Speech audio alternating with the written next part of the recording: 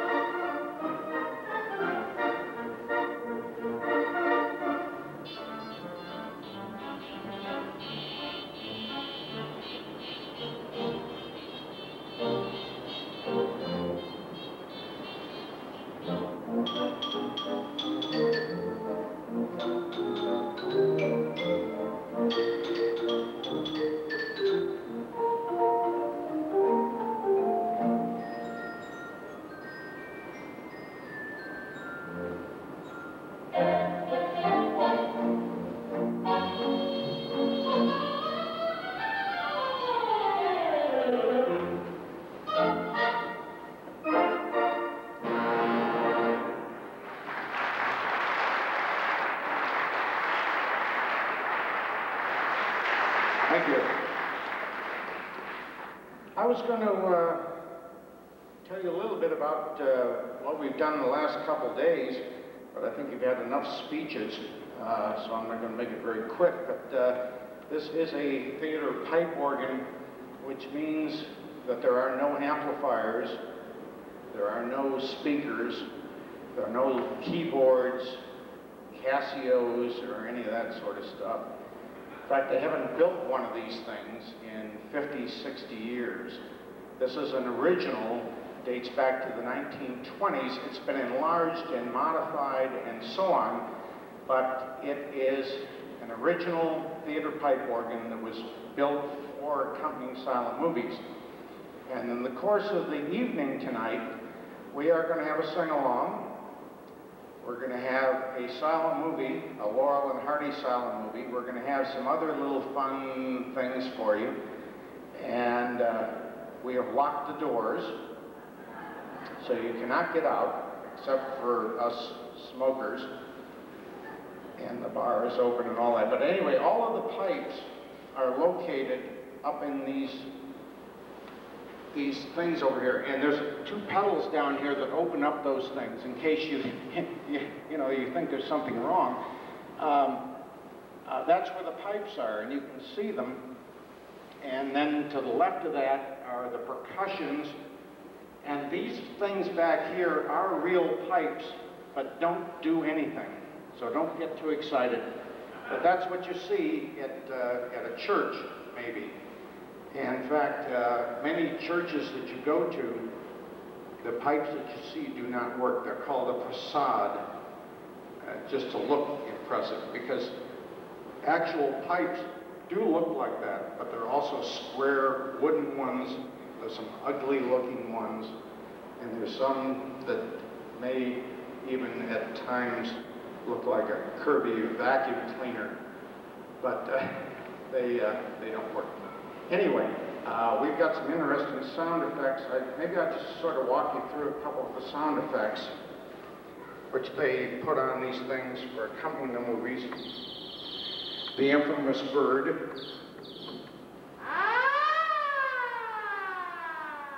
Well, you may have a tornado warning or something here. That's the, and of course, what would a museum with a whole bunch of cars be without a sound like this? Or if you happen to be in the Marines or the Navy and want to dive the submarine. Then we've got such things as a xylophone.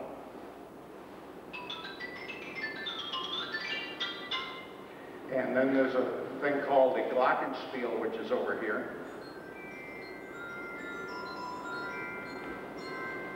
And then there is a harp, not like you play like this, but it's a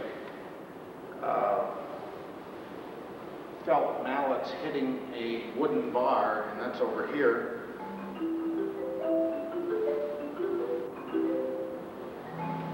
And then there is the same sort of thing, only felt hammers hitting metal bars, and they call that a crucible. I mean, how you spell it? C-H-Y, I can't read this, wait a minute. C-H, I know what it does. I've been doing this a while.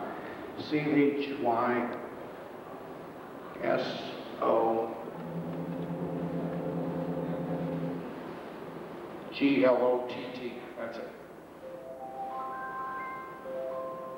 And then an interesting thing that you don't find on too many theater organs, but enough, and that's a vibra harp. That's got the little pulsating things.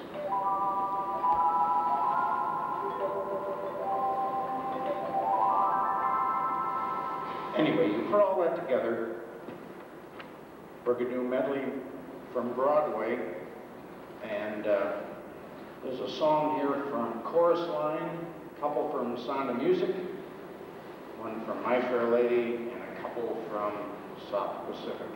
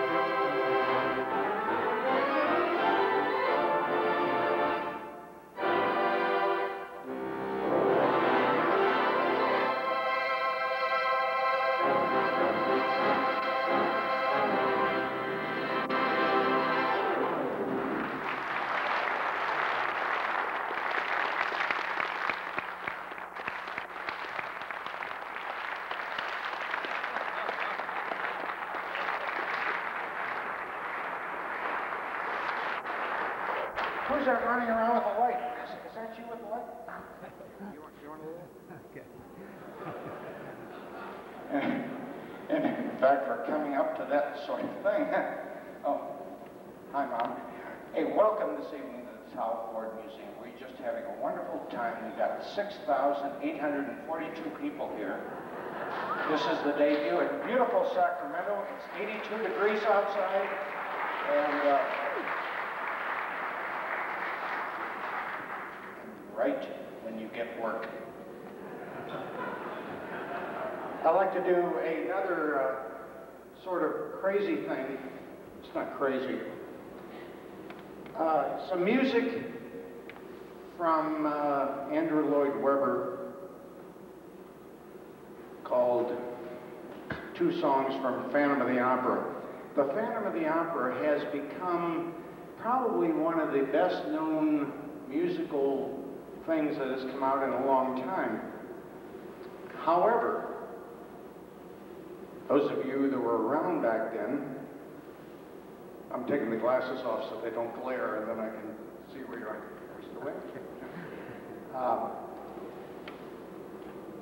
Back in 1925, Lon Chaney starred in the original silent movie black and white of The Phantom of the Opera.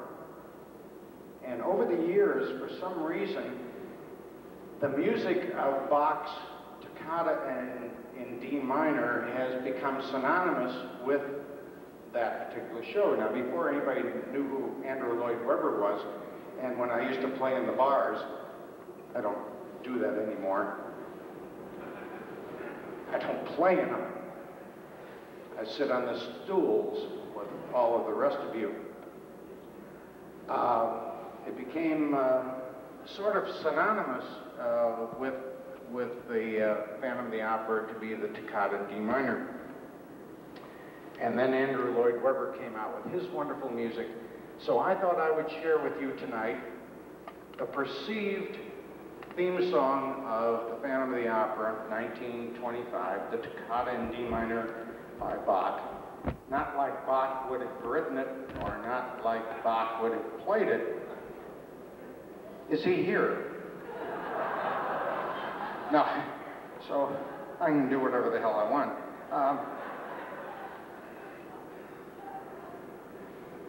Oh, you got your own picture? You didn't have a flash. I'm staying in this ritzy hotel down there, and they put want ads up in the bulletin boards. Wait a minute, what glasses do I need to read this? Do you want a picture of this too?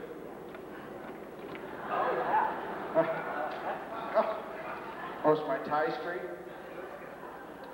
Wanted, a good woman who can clean and cook fish, digs worms, sew, and who owns a good fishing boat and motor. Please enclose photo of boat and motor. Did you put that up? It's your town. It isn't mine. Anyway, I thought what I would do is do this and play it not like Bach ever intended it. Well, let's face it, he didn't have an organ like this, and we're going to use some of the red ones in this one. They're colors. Not too many blacks. I'm not going to get into that. I think I better shut up while I'm ahead.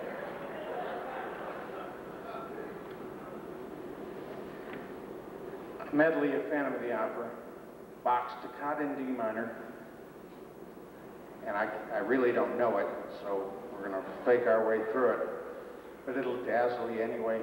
Then the Phantom theme from Andrew Lloyd Webber, and really one of the most beautiful songs that I have ever heard in recent years, since Rubber Ducky of 1970, is the beautiful song from Andrew Lloyd Webber's Phantom of the Opera, All I Ask of You.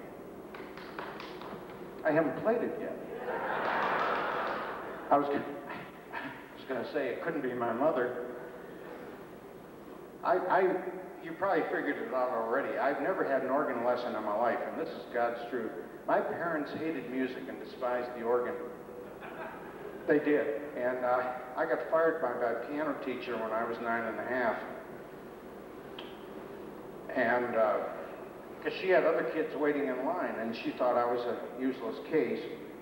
My goal in life is to find that woman, sit her in the front row of the Towe Ford Museum or wherever the hell, and say, where are all the rest of those kids that were lined up on your front porch that you were charging $10 for? There are people in the American Theater Organ Society that I've told that story to. They're looking for her. If you happen to know her, her name is Ruth Wilkins. Is she here? They think she's in Mexico, wearing a sombrero, eating tortillas, and having trouble sitting down. Anyway, look. Phantom of the Opera medley. Are we having fun yet? Well, there's 2 of you.